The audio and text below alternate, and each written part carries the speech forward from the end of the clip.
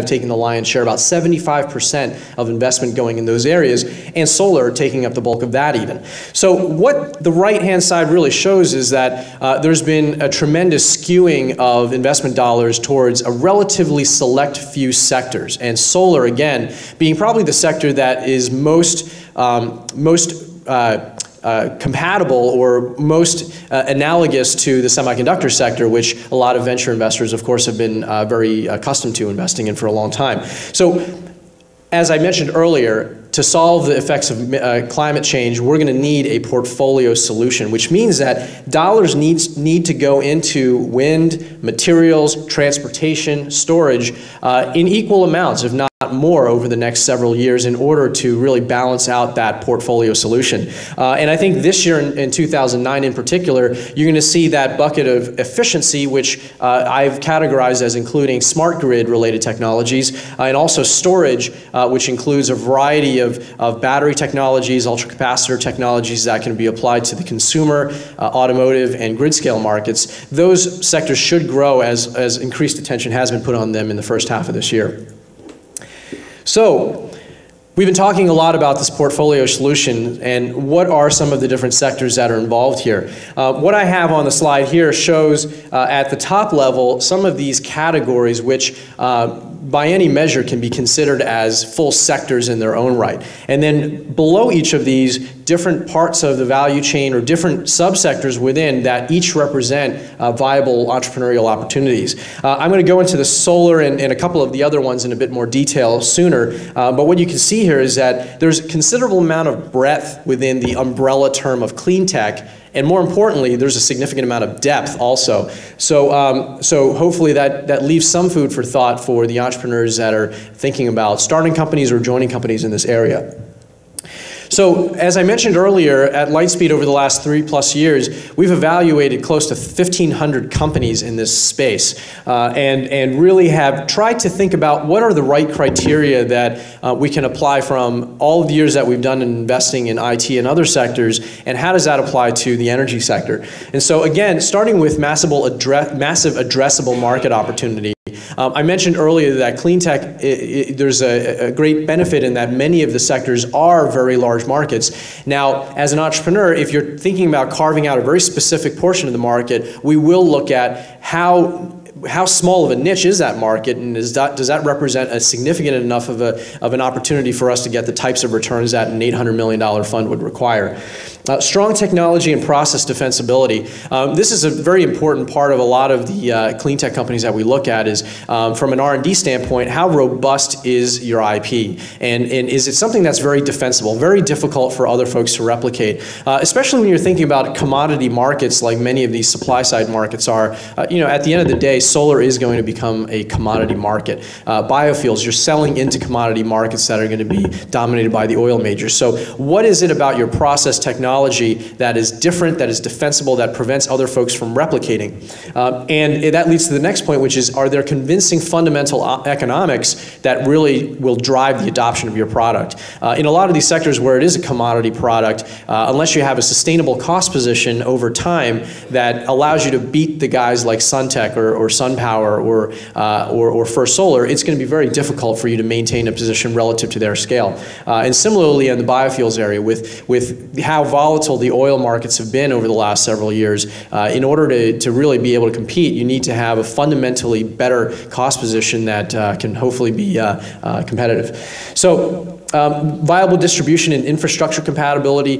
This is actually one of the areas that has surprisingly become more often a reason for us to decide not to go down the investment path. With a lot of companies, they can build an interesting product and it's very compelling, great cost position, etc. But how do you actually get utilities to support you in distributing it? How do you get major enterprises to change their buying behavior and actually care about the sustainability solution in buying it? So the ability to distribute your product and get it to market effectively and efficiently has been one area that a lot of companies have failed in.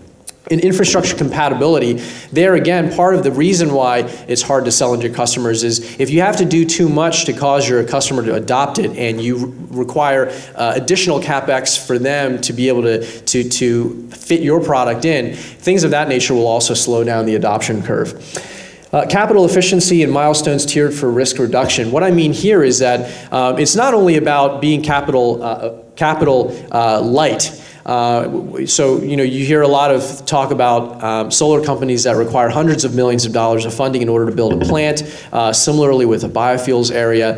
The question is, how can you as an entrepreneur or as a company have different models for going to market that allow you to be very capital light as well as capital flexible, meaning that there's different ways that you can partner up with companies so that you can leverage existing production capacity, for example, or create JVs that allow you to do revenue sharing so that you can reduce the amount of capital investment that you have going in. So what are the ways that you can be capital light and capital flexible so you can be efficient? Time to market that's consistent with investment horizon. A lot of the technologies that we've been looking at have been gestating for 10 years, 20 years, 30 years. In fact, some of the early solar technologies that we were looking at were literally scientists that were dusting off the cobwebs to some project that they were working on about 20 or 30 years ago. Similarly in energy storage and energy efficiency and power electronics. And so the question is, how long is it going to take for you to get to market and be a viable player? And a lot of the sectors that we look at, there's also a closing window of opportunity where, solar being a good example of that, where the normal crystalline silicon flat panel cell is coming down a cost curve very aggressively. So if you're creating a different type of spin to that, whether it's concentration technology or thin films, you have a window of opportunity before you're going to, again, get plowed over by crystalline silicon because they will have caught up with you. So the question is time to market, what's your window, and do you have a sustainable advantage over that time? Macroeconomic and regulatory tailwinds, more so than in IT, certainly. As venture investors, we really have to think about what are the different types of regulations and public policy that support the development of your technology, whether it's the stimulus bill or ARPA grants or other types of state grants, subsidies in the biofuel area, tax credits in the solar area, and so forth. There are a lot of different factors that you need to think about outside of just your technology and your customer that can help lead to success. And certainly last but not least is the team. Do you have entrepreneurial DNA in your group? Do you have scale-up experience in your group? Do you have strong technologists that have domain expertise? The right combination of these, we feel, are crucial to the success of cleantech startups because so many different things can go wrong. And I'd say the one area where we probably see the least of is that scale-up experience, where a lot of folks are able to make the widget and make it at a very small scale and show that, my 5 centimeter by 5 centimeter solar cell can produce, 6% of efficiency, and I'm on the way up from there. But after you're able to create that prototype, how do you make 1 million of them, and how do you make them 1 million of them a day or 1 million of them a minute? And so that type of experience is very invaluable in the cleantech area. And so with the new world order and the change in the macroeconomic environment, some of these factors have become a bit more important for us and sort of an easier way for us to filter through companies. And I'd say economics, capital efficiency, and team are probably the three that have filtered up.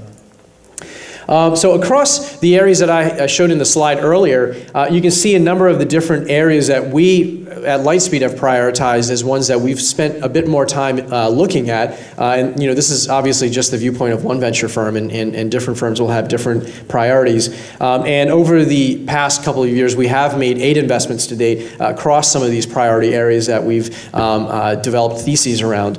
Styon is a high-efficiency thin-film solar company. They're a materials innovation company that has discovered a set of materials that are very well characterized for semiconductor production, can use off-the-shelf equipment, but can have much higher theoretical efficiency so that they can get thin film economics at silicon-like efficiency, so the overall installed costs are the lowest in the industry.